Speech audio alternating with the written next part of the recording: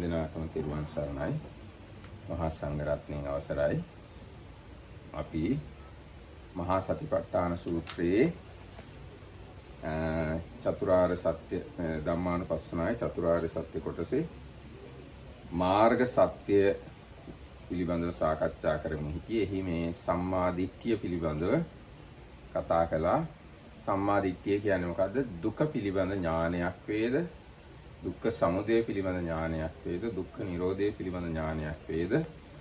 දුක්ඛ නිරෝධගාමිනී පටිපදාව පිළිබඳ ඥානයක් වේද? අන්න ඒක සම්මා දිට්ඨියයි කියලා කියනවා කියලා. ඒ යටතේ අපි තව සාකච්ඡා කළා. Everybody, with the permission of the Venerable Sangha, we are going to continue its course into the Maha satipatthana Sutta. We are at the end.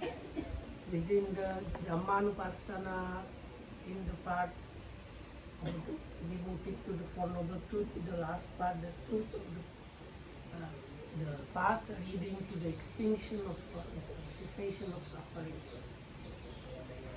So we have had the general discussion about the Four Noble Truths and started on the in the Sutta. Buddha gives a definition for what is right view, and that right view is given in this place as knowledge of suffering, knowledge of the origin of the cessation, and knowledge of the path leading to the cessation. That is what is called the right view.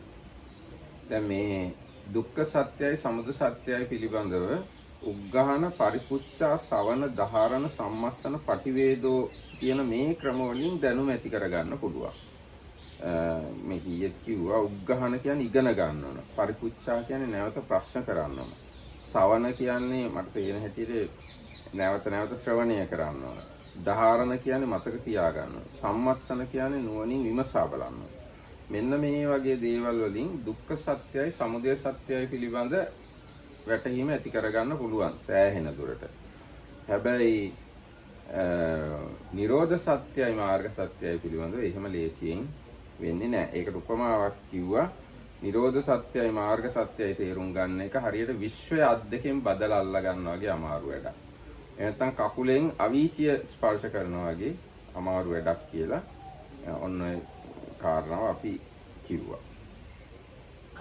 So in connection with the first two truths, there was a description of preliminary practice, how one can get the realization or penetration into those truths. And things mentioned there were learning, asking or clarifying questions, repeated listening, memorizing, and kind of thinking or pondering what one has memorized. So those five things help the penetration of those two truths. The second two truths, they are very really extremely difficult to realize. So the simile given there was like trying to encompass the universe in your arm span, or touching the hells with your feet. එතකොට මේ දුක්ඛේ ඥානං ආදී වශයෙන් මේ කියලා තියෙන්නේ අර ඉගෙන ගැනීම ප්‍රශ්න කිරීම ආදී වශයෙන් పూర్ව භාගයේ ඥානය උපදවා ගැනීම පිළිබඳවයි. මෙතන තියෙනවානේ දුක්ඛේ ඥානං සමුදය ඥානං ආදී වශයෙන්. ඒ කියලා තියෙන්නේ අර කිව්ව විවිධාකාර ක්‍රම වලින් పూర్ව භාගයේ ඥානෙ උපදවා ගැනීම පිණිසයි. పూర్ව භාගය කියන්නේ ලෝකෝත්තර මාර්ග චිත්තේ උපදින්න කලින් වන పూర్ව භාගයේ ඥානෙ උපදවා ගැනීම සඳහා තමයි මේ දුක්ඛේ ඥානං ආදී වශයෙන් බුදුරජාණන් දේශනා කළා තියෙන්නේ. No, I said this already before, that these five things were there in connection with the preliminary, or actually preliminary is kind of not completely good term. It's like the first half of the practice, or the preceding half of the practice. That can be helped by those five things. Actually, the word half is not that much good. Part, we have to say just before supramundane path, that before area we can say Pubbabhaga Patipada. At the moment of supramundane path, Pubbabhaga Patipada finish and path is completed. එතකොට ඔන්න ඊට පස්සේ කියනවා පටිවේදක්කනේ පන ඒකමේව තං ඥානං හෝති. අන්න දැන් මේ දුක්ඛේ ඥානං සමුදය ඥානං නිරෝධ ඥානං කියලා పూర్ව භාගයේ මේ කිව්වට ප්‍රතිවේද කරන වෙලාවේදී එකම ඥානයක් ඒක. චතුරාර්ය සත්‍ය පිළිබඳ දැක ගන්න එක ඥානයක් වශයෙන් තමයි ප්‍රතිවේද වෙනකොට ඒ ඥානෙ එක්කේ සම්මාදිට්ඨිය ක්‍රියාත්මක වෙන්නේ. So at the occasion of the realization, all four of those, like knowledge of suffering, knowledge of origin, they happen all together as one kind. දැන් මම මේකට නිකන් මං කල්පනා කළ උදාහරණයක් කියන්න. දැන් අපි පඩි පෙලක් නගිනවා පඩි 100ක් තියෙනවා. නගින්න සෑහෙන වෙලා යනවා. අමාරුවෙන් නගිනවා. පඩි 100ම නැගලා දැන් ඔන්න උඩ තට්ටුවට ගොඩ වෙනවා කියමුකෝ. ඒ ගොඩ වෙන වෙලාවේ ආපහු හැරිලා බැලුවොත් එක මොහොතෙන් පඩි 100ම පේනවා. අන්න ඒ වගේ ප්‍රතිවේද කරනකොට දුක්ඛ සමුදය නිරෝධ මාර්ග හතරම එක මොහොතෙම අවබෝධ වෙනවා. හැබැයි పూర్ව භාග ප්‍රතිපදාව ගොඩක් කල් ගත වෙන්න පුළුවන්. So the Marathon is also similar for this is, let's say you climb 100, like you climb a staircase with 100 steps. So when you reach the top, if you look back, you see all the 100 in one go, but it takes long time to climb the 100. ප්‍රතිවේද කියන්නේ ප්‍රත්‍යක්ෂ වීම, අවබෝධ වීම. ඊට පස්සේ මොනවද තියෙනවා? නෙක්ඛම්ම සංකප්පාදයෝ කාම ව්‍යාපාද විහිංසා විරමණ සංඥානං නානත්තා පුබ්බභාගේ නානා. අන්න ඒක. දැන් නෙක්ඛම්ම සංකප්ප, අව්‍යාපාද සංකප්ප, අවිහිංසා සංකප්ප ආදියත් పూర్ව භාගයේදී, කියන්නේ මාර්ගයේ වඩද්දී එක එක අවස්ථාවලදී තියෙනවා. දැන් නෙක්ඛම්ම සංකප්ප එක වෙලාවක, අව්‍යාපාද සංකප්පය තව වෙලාවක, අවිහිංසා සංකප්පය තව අවස්ථාවක. නොයෙක් සිත්වල ඇති වෙන්නේ. මග්ගක්කනේ පන ඉමේසු තීසුටානේසු උපන්නස්ස අකුසල සංකප්පස්ස පදපච්ඡේදතෝ අනුප්පත්ති සාධන වශයෙන් මග්ගංගං පූරයමානෝ ඒකෝ කුසල සංකප්පෝ උප්පජ්ජති. අයං සම්මා සංකප්පෝ. ඒ වුණාට මාර්ගය සම්පූර්ණ වෙලා ලෝකෝත්තර මාර්ගය හට ගන්න අවස්ථාවේදී අකුසල සංකල්ප තුන ප්‍රහාණය කරමින් මේ කුසල සංකල්ප තුනම එක සිතක හට ගන්නවා. So then the definition here and in many other suttas where the Buddha defines the right thought, the second factor is as the avyapada, avihimsa and nekkhamma, that's non-ill, non-cruelty or non-harming, and the renunciation, thoughts of those thoughts. So these three thoughts, they are corresponding to somewhat, no, I cannot see somewhat. No, anyway, so like cruelty, ill will, and greediness, let's say. They are like opposites of those. So these non-ill, non-harming, and renunciation, they appear here and there when you practice, when you are in the first part of the practice.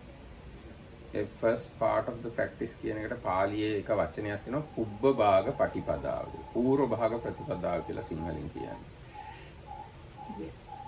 So and when the realization path knowledge happens, all three of them happen in one mind. Normally they are different three minds, but during the path knowledge, all the unwholesome states are abandoned and some of them cut off even, and the wholesome state that arises has all three of them in one. ඊට පස්සේ තියෙනවා Musa. මුසා The word bhaga used in Kubba Bhaga. Kubba Bhaga means, here Bhaga means we can say part, Yeah, better part than half. preliminary part, or the preliminary part of the path. Yes, we have to say that way. Preliminary part of the path. Preliminary part of the path. That is just before supramundane path up to the beginning. That is called preliminary path or the Pubbabhaga Patipada. In the Pubbabhaga Patipada, these three sankappas or right thoughts arise separately. One right thought arises in one mind, and another thought in another mind, another thought in another mind, like that. But at the time of supramundane path, all the three thoughts available within that supramundane consciousness. ඊට පස්සේ තියෙනවා මුසාවාදා වේරමණී ආදයෝපි මුසාවාදීහි විරමණ සංඥානං නානත්තා පුබ්බභාගේ නානා මග්ගක්කනේ පන ඉමේසු චතුසු ඨානේසු උප්පන්නාය අකුසල දුස්සීල චේතනාය අකිරියතෝ පදපච්ඡේදතෝ අනුප්පත්ති සාධන වශයෙන් මග්ගංගම් පූර්යමානා ඒකාව කුසල වේරමණී උප්පජ්ජති අයං සම්මා වාචානා සම්මා වාචා කියන එකත් එහෙම තමයි මුලින් පූර්ව භාග ප්‍රතිපදාවේදී එක සිතකින් මුසාවාදයෙන් වළකිනවා. තවත් සිතකින් කේලමින්, තවත් සිතකින් පරුස වචනෙන්, තවත් සිතකින් සම්ප්‍රප්පලාපයෙන් ආදී වශයෙන් වළකිමින් ඒක වඩනවා. වඩලා ඒ සියලු වැළකීම් පිරුණාට පස්සේ සම්පූර්ණවම තමයි ලෝකෝත්තර මාර්ග සිත උපදීන්නේ. ඒ සිතේ මේ හතරම එක සිතක යෙදිලා තියෙනවා. මේ විරමණ වැළකීම් හතරම එක සිතක යෙදිලා තියෙනවා. So then the next is the right speech. So the right speech, again the definition in the sutta here and in many other places gives the abstinence, abstaining from false speech, coarse speech, backbiting and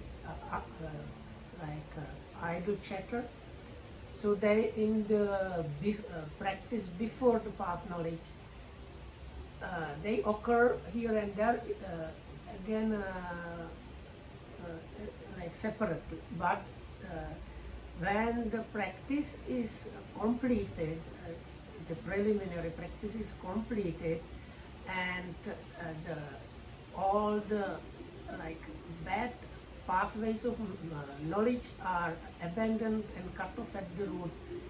At that point, the fourfold abstinence of wrong speech arises in one mind, and it is the same mind as the before mentioned non-hatred, non-elven, and renunciation. ඊට පස්සේ අනිත් එකත් එහෙම තමයි. ප්‍රාණඝාතයෙන් වැළකීම පූර්ව භාගයේදී එක සිතකින් සිද්ධ වෙනවා. සොරකමින් වැළකීම තව සිතකින්. කාමයේ වර්ධ හැසිරීමෙන් වැළකීම තව සිතකින් වෙනවා. නමුත් ලෝකෝත්තර මාර්ගක්ෂණී ඒවයින් සහ මුලින්ම වැළකීම ඒ ලෝකෝත්තර මාර්ගසිතේ යෙදෙනවා.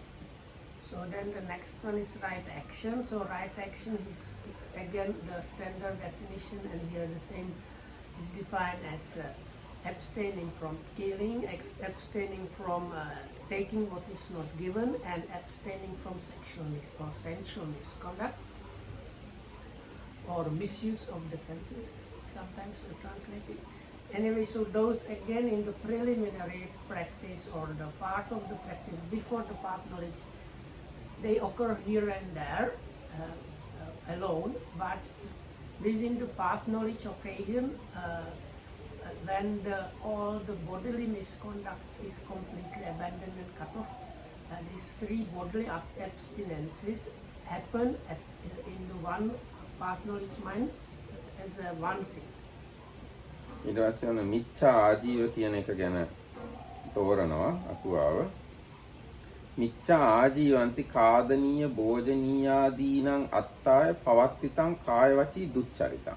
ඒ කියන්නේ මිච්ඡා ආජීව කියන්නේ කන බොන දේවල් ආදී දේවල් පිළිබඳව පවතින කායික වාචසික දුස්චරිතය තමයි මිච්ඡා ආජීව. කන්න බොන්න අඳින්න පැළඳින්න ඉඳින්න හිටින්න හොයාගන්න කය සහ වචනය වරදවා යොදවනවා නම් අන්න ඒකට කියනවා මිච්ඡා ආජීවය කියලා. So then I read the definition of the next one is right livelihood. Right livelihood. And what monks is right livelihood? Here monks, the noble disciple, having given up wrong livelihood, keeps himself by right livelihood. So here the commentary glosses the right livelihood as or avoiding or abstaining from bodily and speech conduct where wrong usage of bodily action and speech in order in connection with this food, drinks and other things, consumables basically that we use. ඔව් දැන් ඒක ගැන මේ ගිහි අයට බුදුරජාණන්සේ මුකුත්ම කියලා නෑ වගේ. එක සූත්‍රයක් තියෙනවා අර උපාසකයෙක් විසින් නොකළ යුතු වෙළඳාම් පහ කියලා. ඒ කියන්නේ සත්ත්ව වනිජ්ජා, සත්ත්ව වනිජ්ජා, විස වනිජ්ජා මොනවාද අනිත් එක? ආයුධ වෙළඳාම, සත්ත්වයන් වෙළඳාම, ඒ කියන්නේ වහල් වෙළඳාම, මාංශ වනිජ්ජා, මස් පිණිස සතුන් වෙළඳාම, වස විස වෙළඳාම. Like trades of slaves. ඔව් ඒක සත්ත්වයන් වෙළඳාම් කිරීම. That is considered as one, not as two.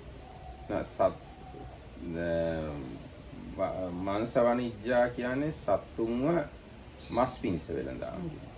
සත්ත්ව වනිජ්ජා කියන්නේ මිනිස්සුන්ව වෙළඳාම් කිරීම. මට මතක හැටියට. සත්ත්ව වනිජ්ජා කියන්නේ ආයුධ වෙළඳාම් කිරීම. විස වනිජ්ජා කියන්නේ විස වෙළඳාම් කිරීම. තාම මොකක් හරි තියෙනවා. I thought, because I thought there were like one of them was the living beings and one of them was humans. Yes, living beings, I thought living beings selling for slaughter is mansa vanijja. And living beings, or not living beings, human beings selling for slavery is satta vanijja. No, but you can sell animals even if you don't kill them. I think that is not included there. Now you have a cow and you sell that cow to another man for his farming. This is not count under micchajiva. එතකොට කොහොම නමුත් ඒ කාරණා විතරයි ගිහි අයගේ මිච්ඡා ජීවය වශයෙන් කියන්න පුළුවන්. For lay people, there are not too many explanations really or directives given by the Buddha, and that is in only one place. This is only one place in one Anguttara. place in Anguttara Nikaya there are listed. Sometimes they translate it as trades, or sometimes trade is not a bad word for that. So it's selling of weapons, poisons, meat. Not meat actually. Mansa means, the meaning of that word is selling animals for meat. That is the commentarial explanation about the mansa vanijja. If you just sell, it is not wrong livelihood. But if you sell animals for killing or slaughter, that is the wrong livelihood. Otherwise, now as example, you can have a shop and you get salmon and you sell salmon to others. It is not wrong livelihood. But the person that buys the salmon from the fisherman is doing wrong livelihood, isn't it? Buying salmon from fishermen, I'm not sure it is wrong livelihood, because fish already now killed, so that person who buys it has no any volition of killing. But when you sell animal to kill, you have volition to kill the animal, because you sell in order to kill the animal. Order කරලා ගන්නවා කියන්නේ මේ පණ ඇති සතුන් order කරලා ගත්තොත් මරන්න ඒක වැරදි. පණ ඇති සතුන්ව මම මරන්නයි. So if you order 100 kilo of salmon from a fisherman, you are off the hook because you don't tell him to kill the fish. Anyway, if you have volition of killing, then you are offensive. If you don't have volition of killing, you can't be offensive. Okay. So, in order to have killing, you have to have volition to kill. And you should know it is living being. And it should be living being. And you have to do verbal or physical action to kill. And because of your action, that animal should die. These 5 things should come to perform the act of killing. But when you buy salmon to sell, because you have a shop, you don't fulfill any of these requirements. So selling salmon is not considered as wrong livelihood according to my understanding. Salmon, you said. Salmon, yes. Salmon. එතකට ඔන්න කොහොම නමුත් පැවිද්දෝ සඳහා හාමුදුරුවෝ සඳහා අති විශාල ප්‍රමාණයක් මිච්ඡා ජීවය තියෙනවා. දැන් අපි අර දීඝ නිකායේ දැන් මුල් සූත්‍ර කියද්දී චූල සීල මජ්ක්‍ධිම සීල මහා සීල කියලා 3ක් කියවනේ. ඒ මහා සීලයට සම්පූර්ණයෙන්ම තියෙන මිච්ඡා ජීවය කියන්නේ.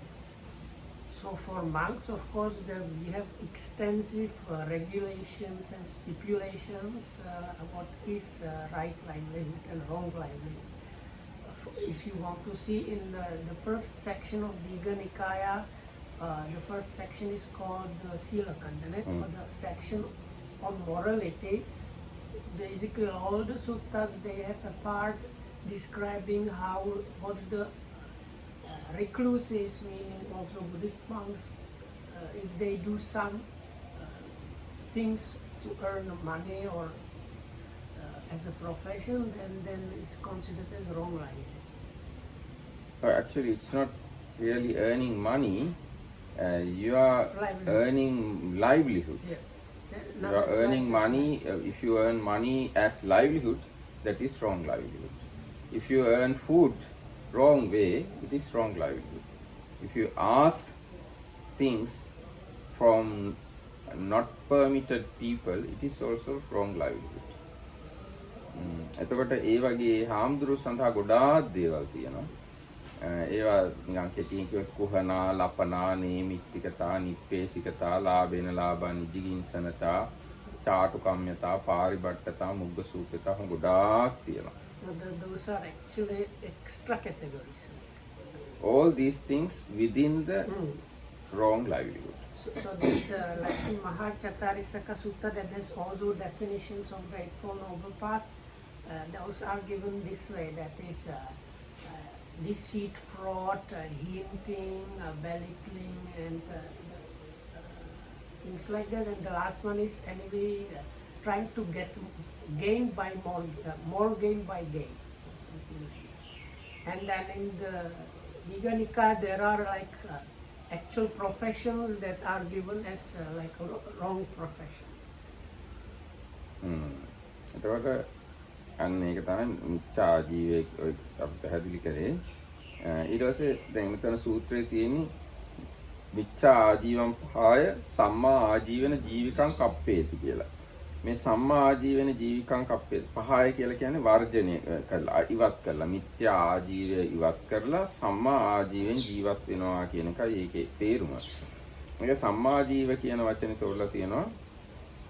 බුද්ධප්පසත්තේන ආජීවන බුදුරජාණන් වහන්සේ විසින් ප්‍රශංසා කරන ලද ජීවි පැවැත්මකින් ජීවත් වීම තමයි සම්මා ආජීවෙන් ජීවත් වෙනවා කියලා කියන්නේ. So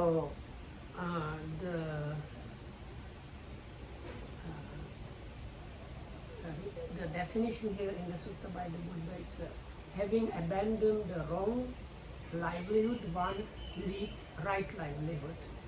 So here that the right livelihood, the commentary glosses as the kind of livelihood that was praised by the Buddha. So you have a little bit in this bamboo gate sutta, maybe a little bit kind of example. No? According to my memory, Bamboo Gate Sutta explains 5 precepts.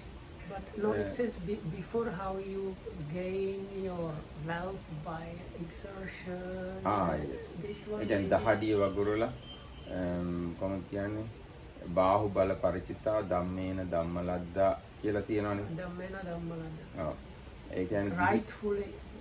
ගිහි අය ජීවිකාව කරගත යුත්තේ බාහුබලයෙන්. ඒ කියන්නේ මහන්සි වෙලා, දාඩිය වගුරවලා, ධාර්මිකව ලබාගත් දේවල් වලින් තමන්ව පෝෂණය කරනවා නම්, තමන්ගේ අඹදරුවන්ව පෝෂණය කරනවා නම් ඒක සම්මා ආජීවය. So I suggested this one, but it's in other suttas as well. ඔව් ගොඩක් තැන්වල ඒක තියෙනවා.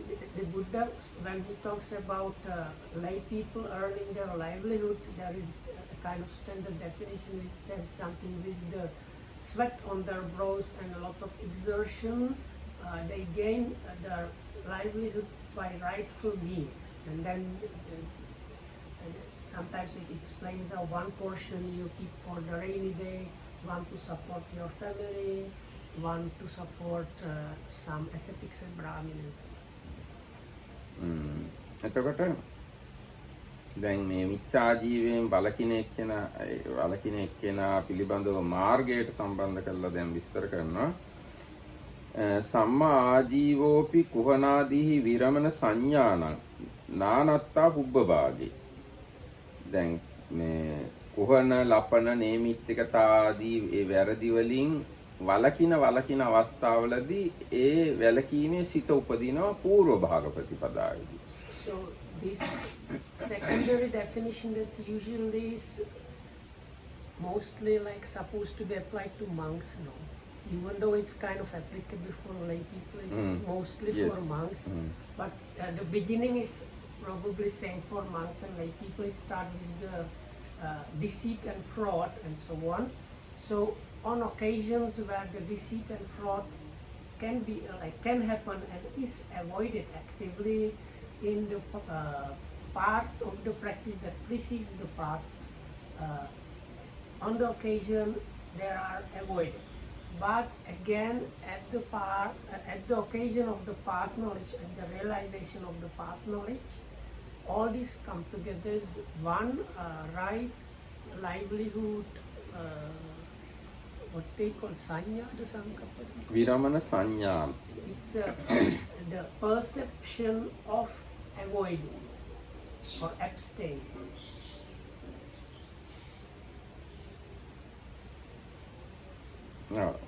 මග්ගක්කනේපන ඉමේසු ඒව සත්ත්වසුඨානේසු උප්පන්නාය මිච්ඡා ජීව දුස්සීල චේතනාය පදපච්ඡේදතෝ අනුප්පත්ති සාධන වශයෙන් මග්ගංගං පූර්යමානෝ ඒකාව කුසල වේරමණී උප්පජ්ජති අයං සම්මා ආජීවෝ නව.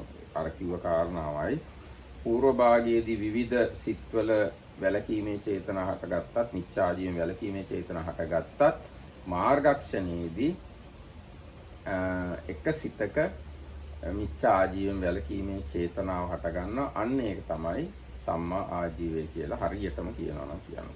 So in the same moment that was already referred to before, part of that is the perception of abstaining from the wrong morality and the part of the morality that constitutes all kind of wrong livelihood. දැන් මේ සම්මා ආජීව පිළිබඳ බුදුරජාණන් වහන්සේ භික්ෂුන් වහන්සේලාට ඉතා විශාල පැහැදිලි කිරීම කළා තියෙනවා. මොකද භික්ෂුන් වහන්සේලා සම්පූර්ණයෙන්ම ජීවත් වෙන්නේ අනිත් අයගේ දෙන දේ මත. ඉතින් අනිත් අයගෙන් දේවල් ගැනීම සඳහා භික්ෂුන් වහන්සේලාට නොයෙක් උපාය මාර්ග, කපටිකම්, අක්‍රමිකතා, වංචා, බොරු වැඩ ඒවා කරන්න ඉඩ තියෙනවා. ඉතින් ඒ ඔක්කොම ගැන බුදුරජාණන් වහන්සේ සලකලා බලනවා. Butter ගෑම්,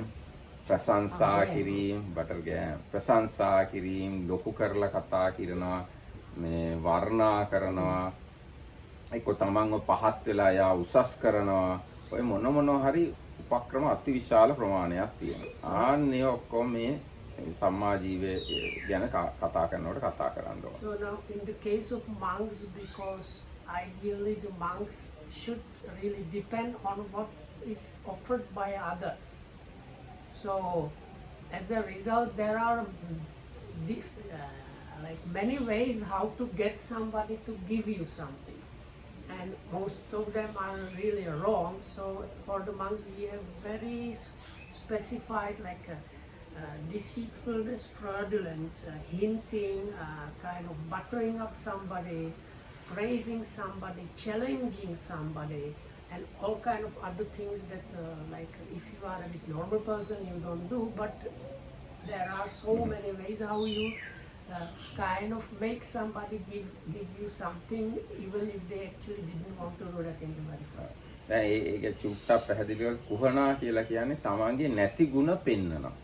So the kuhana, first one that is in English translated as deceit, tamage නැති ಗುಣ පෙන්නනවා. තමා තුල ඇත්තටම තමන් සිල්වත් නැහැ. නමුත් සිල්වත් කෙනෙක් විදිහට so පෙන්නනවා. deceit is showing to others or depicting oneself as a person with some or many good qualities even though actually one does not have those qualities. එක්ක තමන් ධානය ලැබලා නැතුව ධානය තියෙන බව අඟවනවා. මාර්ගඵල ලැබලා නැතුව මාර්ගඵල ලැබපු බව අඟවනවා. It's like behaving and talking in such a way that people might think you have jhanas or some path knowledge attainments would be on the top of this list. ඒක කතා කරන කෙනෙක් කරන්න පුළුවන් ඇවිදින විදියෙන් වාඩි වෙලා ඉන්න විදියෙන් වටපිට බලන විදියෙන් එහෙමත් කරන්න පුළුවන්. And it can be done by way of speaking, by the way you walk, look and other things. ඊට පස්සේ ලපනා කියන එක මට මතක හිටිනවනේ හොඳට මේක මතක නැහැ.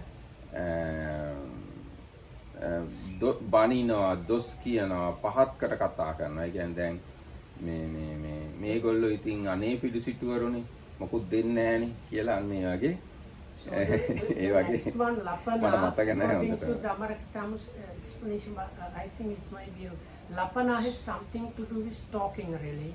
So this is probably the one where you kind of say, oh, these people, they don't give like the other people and so on, so it makes sense. එක්ක මෙයා හැම එක්කෙනාටම දෙයක් දෙනවා. මොනවද දෙන්නේ? නෑ කියන එක. අන්න ඒ වගේ නින්දා කරලා වගේ එතකොට අර මිනිස්සයා බය වෙලා මොනවා හරි දෙනවා. It's a kind of like criticizing and scolding in a halfway or so that the person does not want to be caught in the critic and is forced to give you or help you. ඊටසේ නේමිත්තිකතා කියන්නේ නිමිති පහල කරනවා. දැන් සිවුරක් ගන්න ඕන නම් දිරච්ච සිවුරක් පේන්න තියලා තියෙනවා එනකොට. ආනේ මේ හාමුදුරන්ගේ සිවුරු දිරලානේ කියලා ඉතින් අර මනුස්සයට දෙන්න හිතෙනවා. So nemitikata is talk. Kata means like talking, something like that. Nemiti is No, actually නේමිත්තිකතා. නේමිත්තිකතා. නිමිති පෙන්වීම. නිමිති පහල කිරීම. දැන් මුදුතාව කියන්නේ මෘදු බව තියෙන බව. මුදිතාව නේමිත්තිකතා. okay. So it's not nemitikata but nemitika. So anyway, I think first this is part, according to my memory. the first part has to do with a sign, kind of sign. So it's a sound, hinting, but not only hinting itself. So let's say you want a new role, so you give some way a hint to people which might make them more willing, getting the idea to give you the role. ඒ කියන්නේ උදාහරණයක් විදිහට ඉරිච්ච සිවුරක් පේන්න තියලා තියෙනවා ඉස්සරහ. එතකොට අදහසක් එනවා සිවුරක් පූජා කරන්න හොඳයි මේ හාමුදුරන්ට කියලා. So let's say you have like torn rope and you show it in such a way that people think, oh, this monk's rope torn, maybe it's good if we give them torn, or you talk about it in some way that they get the idea. එතකොට අර නේමිත්තිකතා කියන නිමිති කතා කියලාත් ගන්න පුළුවන් ඇති සමහරවිට. ඒක නිමිති පහල කරන කතා. දැන් ඒක විය හැකියි මොකද එක කතාවක් තියෙනවා ඒ ගැන. දැන් හාමුදුර කෙනෙක් ආවා මේ ගෙදරකට දානේ ලැබෙයි කියලා බලාපොරොත්තු වෙනවා. හැබැයි ඒ ගෙදර උපාසිකාව දානේ දෙන්න කැමති නැහැ. Yeah, that's the funny story. ඉතින් ඒ උපාසිකාව අද ගෙදර හාල්වත් නැහැනේ මම හාල් ටිකක්වත් තියනවද බලන්න ඕනේ කියලා යන්න ගියා. එළියට ගෙදරින් එළියට යන්න ගියා. වෙන කොහෙද යන්න ගියා. So anyway, so this story is there was this cunning monk and he came to a house and housewife or the ladies did not want to give anything, so she made a kind of excuse and said she will go to the neighbor house to get some rice that she can offer. So when she left, he quickly went inside and checked all the things that she had. හාමුදුරුවෝ ඉක්මනටම කුස්සියට ගිහිල්ලා බැලුවා මොනවද තියෙන්නේ කියලා මුට්ටිය අරලා ගත්තා. එතකොට හාමුදුරුවෝ දැක්කා උක්දණ්ඩක් තියනවා දොර මුල්ලේ හේතු කළා. මේ ලුණු මාළු පෙති වගේක් තියනවා දාලා හැලියක. තව හැලියක හකුරුත් තියුණා. තව තැනක හාල් වගේකුත් තියුණා. තව බෝතලයක ගිතෙලුත් තිබුණා. ඊට පස්සේ හාමුදුරුවෝ ඇවිල්ලා sugar cane by the door and jaggery in one place, some this purified butter එළඟිතේ and some meat or something like that. ලුණු මාළු slice of fish, dried fish, something like that. and හාලුත් තිබුණා. ඉතින් එහෙම ඇවිල්ලා වාඩි වෙලා හිටියා ඉස්සරහා පුටුවට වෙලා. ඉතින් අර ගෑනු එක්කෙනා ඇවිදින්න ගිහිල්ලා පොඩ්ඩක් ඇවිල්ලා කිව්වා බලන්න හාමුදුරනේ හාල් ටිකක්වත් හොයාගන්න බැරි වුණා කියලා. So then she came back and said, I'm very sorry, you see, I went to check the neighbors, but I couldn't get even rice for you. ඊට පස්සේ හාමුදුරුවෝ ඕක මම දැනගත්තා. මං එනකොටම අර දොර මුල්ලේ තියෙන මේ උද්දණ්ඩ වගේ ලොකු නයෙක් හිටියා. ඌ අර ලුණු මාළු පෙති වගේ මුට්ටියේ තියෙන පෙනේ පිප්පුවා මට. මම ඊට පස්සේ අර තියෙන හකුරු කෑලි වගේ හකුරු කැට වගේ ගල් කැට ටිකක් අරන් ඌට ගැහුවා. එතකොට ඌ අර මේ මුට්ටියේ තියෙන හාල් වගේ මේ විෂ කෙල විද්දා මට. මම දැනගත්තා අද මම මේ එන ගමන හරියන්නේ නැහැ කියලා කිව්වා. ඊට ගෑනෙක් කෙනා දැනගත්තා මේ හාමුදුරුවෝ රවට්ටන්න හම්බ වෙන්නේ නැහැ කියලා. අර හාල් ටික උයලා ලුණු මාළු පෙත්තක් තියලා ගිතෙලුයි හකුරුයි එක දුන්නා. Yeah, so these days she would call police and have him arrested for entering the house without permission. So anyway, so then she said this, and he said, I kind of on the way here, this incident happened. There was this big snake, 2 feet long and looking like this sugar cane. And when it like tried to attack me, it opened the mouth, and inside of the mouth was like this kind of red fish, and that was the kind of fish she had inside the house in a pot. Then I took this brown big stone that looked just like a piece of jaggery and threw it at the snake, and then I don't know what happened. ඊට පස්සේ ඌ අර විෂ විද්දා මේ හාල් ඇට වගේ. So then something happened with the snake that looked like the rice. මෙහෙම නැත්තම් නයාගේ දල හාල් ඇට වගේ මම දැක්ක හරි මොකක් හරි. Yeah, maybe the teeth were white like the kind of basmati rice if you cook it or something like that. So he gave similes of the snake incident, describing using the things that were in the house. And then he concluded, from this sign I knew today I'm probably not going to get any meal. And she got kind of ashamed and offered him everything he described. So this was given as example of a bad livelihood for a month. ඊට පස්සේ නිප්පේසිකතා කියන එක මට හොඳට No, මතක this නැහැ. is the scolding. නිප්පේසිකතා. ඊට පස්සේ තව එකක් තියෙනවා ලාභා නිජිගින්සනතා කියන්නේ. ඒ කියන්නේ ඉස්සර කාලේ හාමුදුරුවෝ පින්ඩපාතේ යනකොට යම් කෑම හම්බුනහම ඊට වඩා හොඳ කෑම හම්බ වෙන ගෙවල් වලට ගිහිල්ලා අර ටික දීලා ඒ ගෙවල් වලින් වඩා හොඳ කෑම ගන්නවලු. අන්න එහෙම හුවමාරු කරන එක. එක ලාභයක් තව ලාභයකට හුවමාරු කරගන්න. ඒ ගතිය තමයි ලාභේන ලාභා නිජිගින්සනතා කියලා කියන්නේ. So Nejjiginsanata means is greediness, extreme greediness, and I think in one description I read it actually applies to all the preceding ones. If you are especially if you are motivated by greediness to do the decision. So the last bit, one of them is saying like, oh, these people here, they are so poor, they cannot give anything. So you kind of criticize them and make them give you. And the last bit is something like, you know, if you go to one house and get something a little like this, if you go to another house, if they see that, they will give you more, something like that, or No, better. no. They give better, better in the sense you exchange. Now, as example, Oh, somebody was doing that. yes, you Oh get my. hoppers, okay? You get hoppers, and next house you get hoppers with honey. So you give this plain hoppers to them, and you take hoppers with honey. Like that, you are exchanging things. ඒක තමයි ලාභෙන් ලාභ නිදිකින් සන්තාපේ. Okay. ඊට පස්සේ තවත් ගති තවත් තියෙනවා අර මම කිව්වා වගේ මේ වෑම කෑලි මේ අතර චාටු කම්මද චාටු කතා කරනවා. චාටු කතා කියන්නේ චාටුවට කතා කරන බොරුවට හිතවත්කම් පෙන්නන චාටු කතා.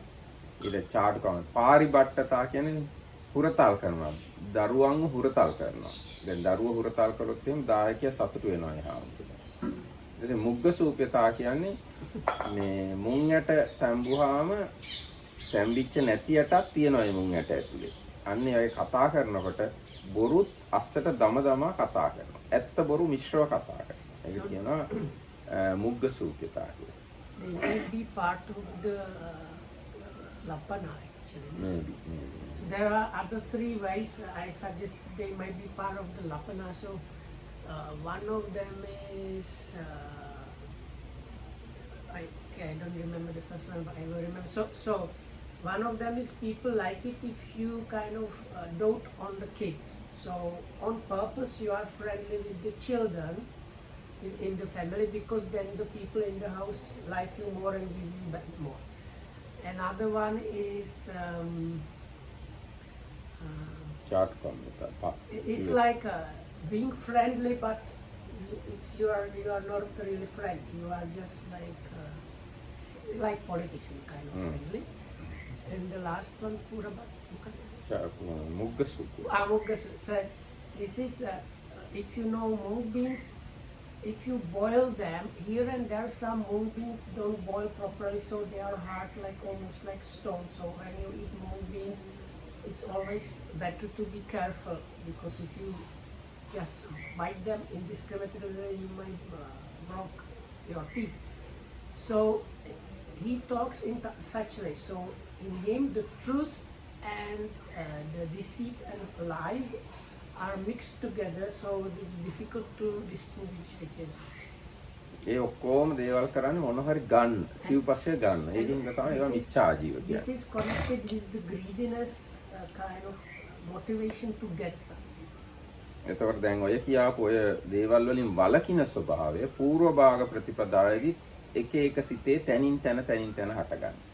හැබැයි ලෝකෝත්තර මාර්ග සිතේ ඒ සිතේ අංගයක් විදිහට එක චිත්තක්ෂණයක හටගන්නවා. ඒක තමයි ලෝකෝත්තර සම්මා ආජීවය කියලා කියන්නේ. These kind of bad inclinations or occasions how to do like trickery to get your means,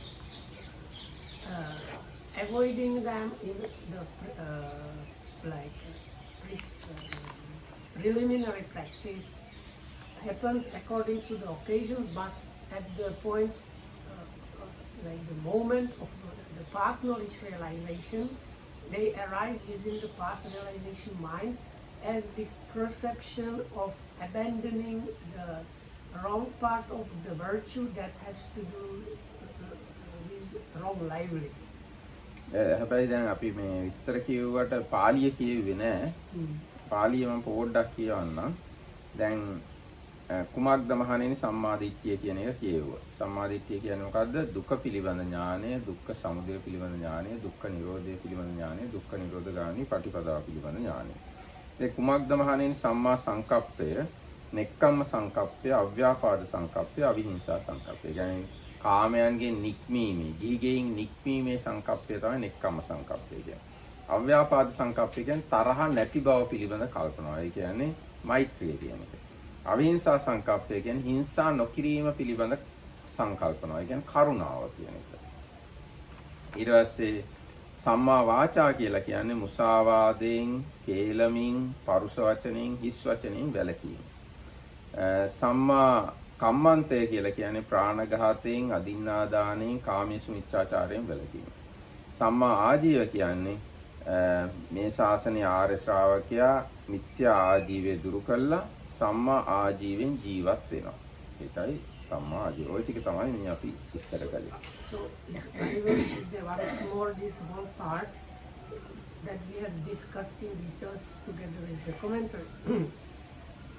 So it is just this Eightfold Noble Path, namely right view, right thought, right speech, right action, right livelihood, right effort, right mindfulness, right concentration. And what monks is right view? It is monks the knowledge of suffering, the knowledge of the origin of suffering, the knowledge of the cessation of suffering, and the knowledge of the way of practice leading to the cessation of suffering. This is called right view. And what monks is right thought? The thought of renunciation, the thought of non-ill will, the thought of harmlessness. This monks is called right thought. And what monks is right speech? Refraining from lying, refraining from slander, refraining from harsh speech, refraining from frivolous speech. This is called right speech. And what monks is right action? Refraining from taking life, refraining from taking what is not given, refraining from sexual misconduct. This is called right action.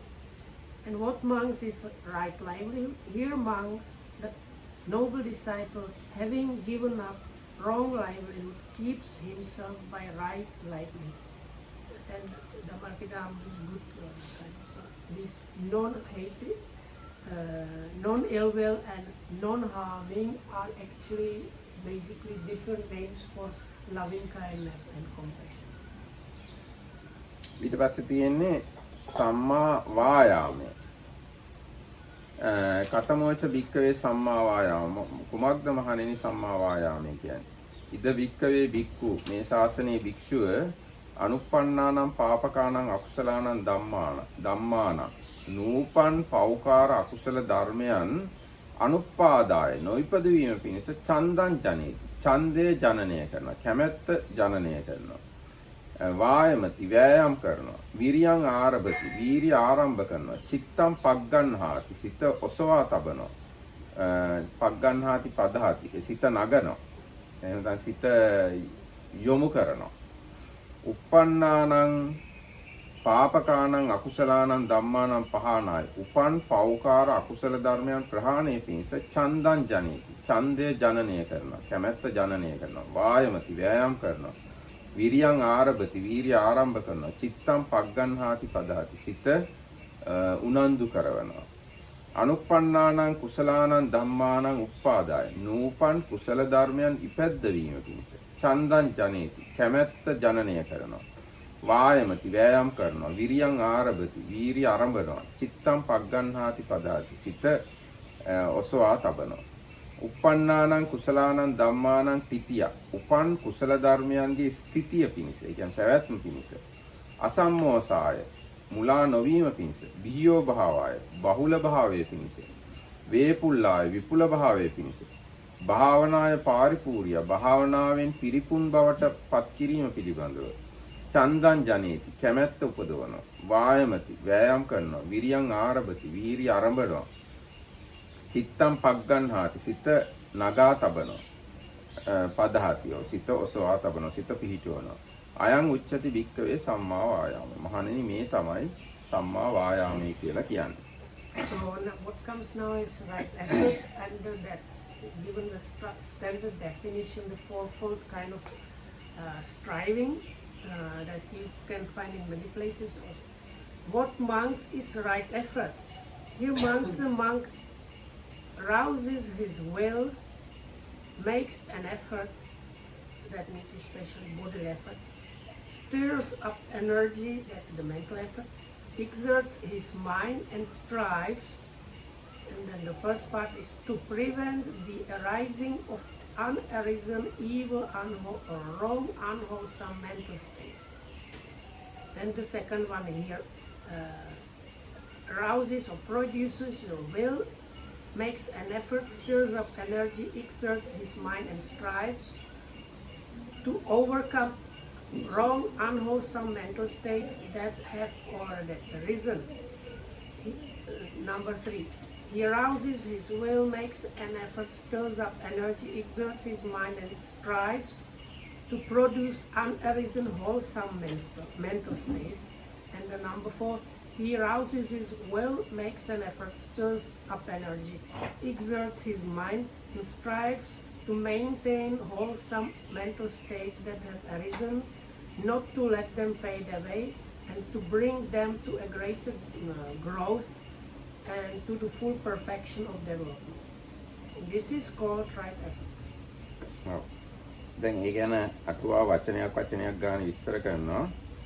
අනුප්පන්නාන දැන් පළවෙනි එක තමයි අනුප්පන්නානං පාපකානං අකුසලානං ධම්මානං. නූපන් පෞකාර අකුසල ධර්ම නොයිපද වීම පිණිස වෑයම් කරන. මොනවද මේ නූපන් අකුසල? ඒ ගැන විස්තර කරනවා. So there is this bunch of things to do with energy and striving and effort. This all 4 of them. So the first one is avoiding or preventing unarisen, unwholesome, bad or wrong mind states. So then the commentary gives explanation what is meant by those. ඔව් දැන් ඒ අටුවාවට යන්න කලින් මතක තියාගන්න මේ 4 නූපන් අකුසල් නොඋපදවන්න. උපන් අකුසල් ප්‍රහාණය කරන්න. ඊට පස්සේ නූපන් කුසල් උපදවන්න, උපන් කුසල් රැක ගන්න. අන්න ඒ විදිහට මතක තියාගන්න. There is the bunch of things that describe how the energy and effort is there. So first one is prevention or avoiding of arising of unwholesome states. Second one is unarisen. So second one is abandoning already arisen unwholesome states. Number 3 is kind of nurture. No, number 3 is anuppannānaṁ kusalaanaṁ dhammānaṁ uppadāya. Nūpan kusal upadavana. Yeah, nurture the arising of unarisen wholesome states. And number 4 is protection and development up to the perfection of the already arisen wholesome states. Those are the 4. And with all 4, there is the bunch of things that talk about striving and energy. දැන් එතකොට ඒකේ මතක තියාගන්න ලේසියට මම කියන්නම්. මුල් දෙක අකුසලයට සම්බන්ධයි. දෙවෙනි දෙක කුසලයට සම්බන්ධයි. එතකොට මුල් දෙකේ පළවෙනි එක නූපන් අකුසල් නොඋපදීම, උපන් අකුසල් ප්‍රහාණය කිරීම. දෙවෙනි දෙකේ පළවෙනි එක නූපන් කුසල් ඉපදවීම, ඊගාව එක උපන් කුසල් රැක ගැනීම. අන්න ඒ විදිහට ඔය 4 මතක තියාගන්න බලන්න. So these 4 easier remembrance. First 2 have to do with unwholesome, second 2 with the wholesome, and always the first of those 2 pairs has to do like before, and the second one is after. So with the unwholesome you have prevention and abandoning, and with the wholesome you have making them arise and protecting and developing. මේකටම කියනවා මේ සම්මප්පදාන 4ට නම් 4ක් තියෙනවා. මොකක්ද කියන්නේ භාවනාප්පදාන, ආරක්කනප්පදාන, පහනප්පදාන, සංවරප්පදාන, පහනප්පදාන,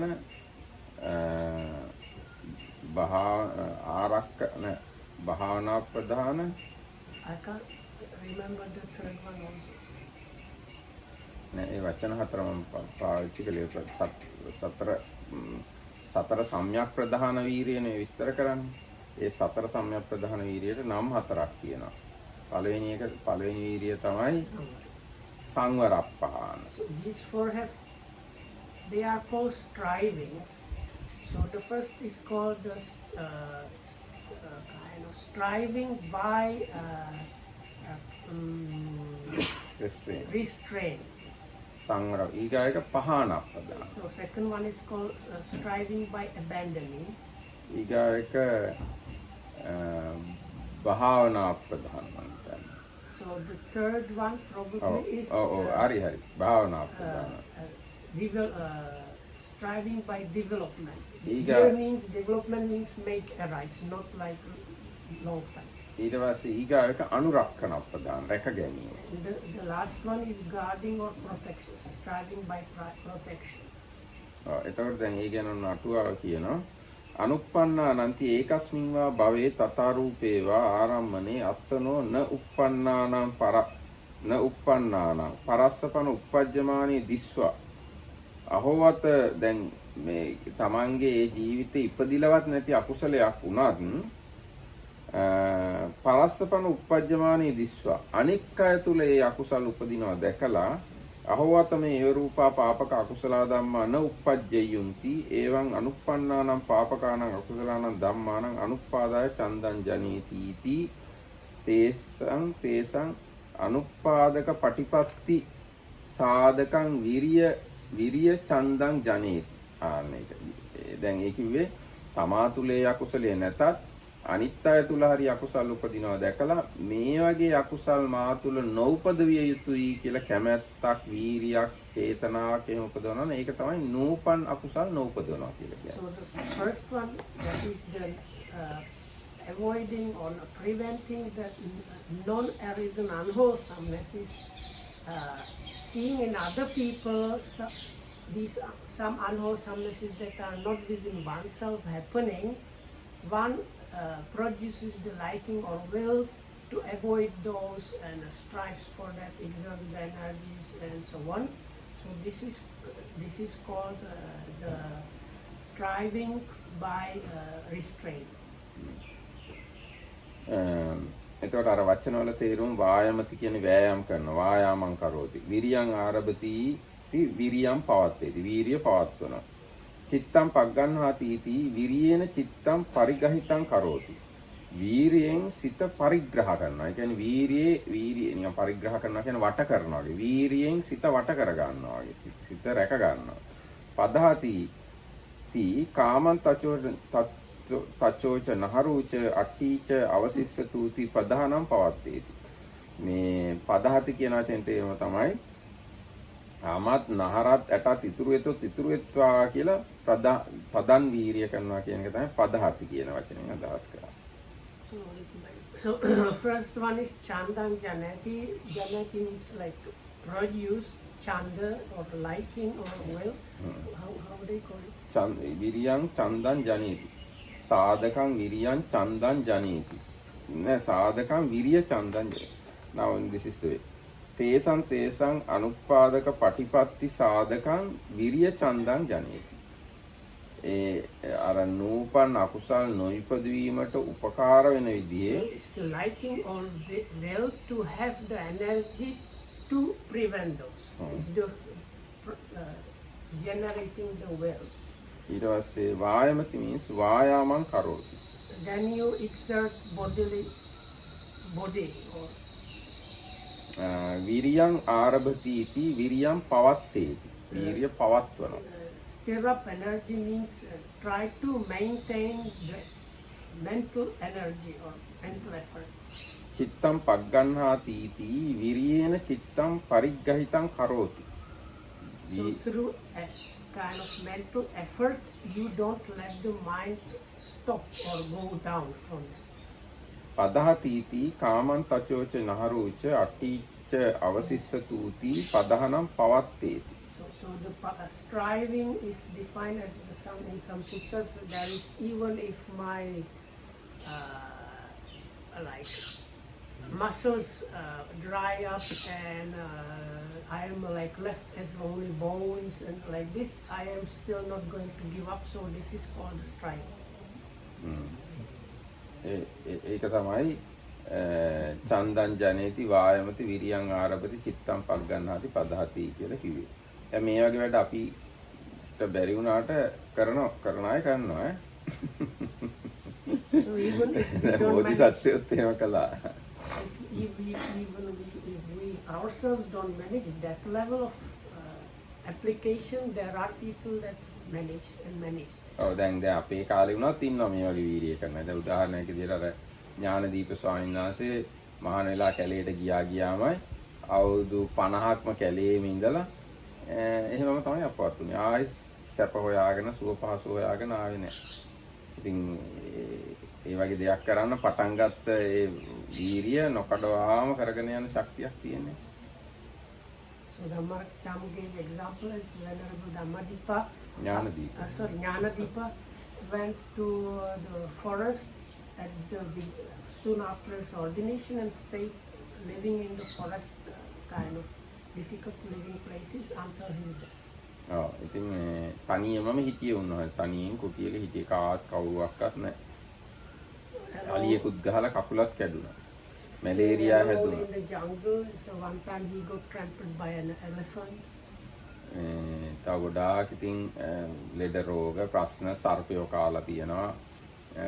ඉතින් එහෙම උණයි කියලා ඒ මොන ප්‍රශ්න තිබ්බත් ඒ දුෂ්කරතා දරාගෙන හිටියා. ඒ කියන්නේ පටන් ගත්ත වීරිය අතහැරියම නැහැ.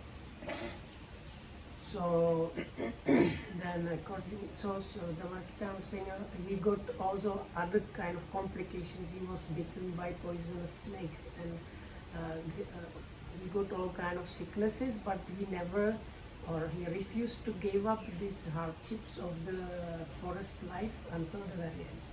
දැන් සමහරලාට කතන්දර තියෙනවා මේ අර දැන් කාලේ ගත වෙලා මේ කතන්දර ඒ කතන්දරේ කියන්න ඉන්නේ ඊග දවසේ ඒ කතන්දරේ කියන්න.